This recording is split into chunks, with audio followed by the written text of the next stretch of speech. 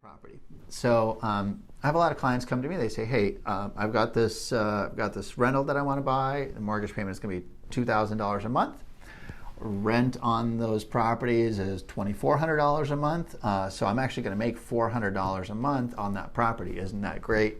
Let's buy it." And what a lot of people don't take into account is maintenance expense, your leasing expense, vacancy, and any kind of management costs that are associated with that if you're not going to manage it yourself.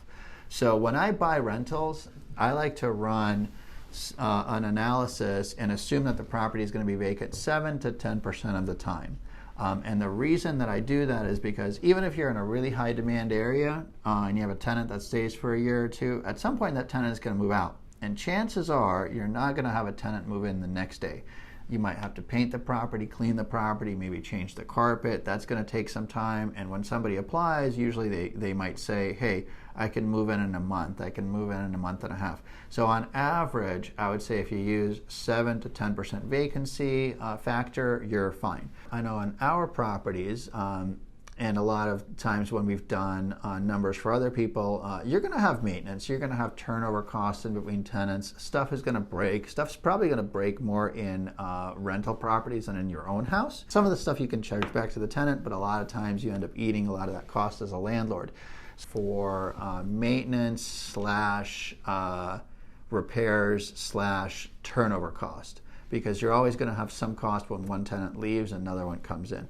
So you've got your vacancy factor, you've got your maintenance cost. And the other thing that people don't think about is if they're not going to lease the property out themselves and property manage, most management companies will charge 7 to 10% of the gross rents that come in, plus half a month to a month of upfront rent when they pay it when they place a tenant. So say you have a tenant that stays for a year, that first month of rent is gone, paid to the property manager, and also 7 to 10% of your gross annual rents or gross monthly rents are going to that too. So that's probably another 18%. So when you're buying a rental property, besides knowing what the rent should be, make sure you subtract out your mortgage payment if you have one, principal and interest.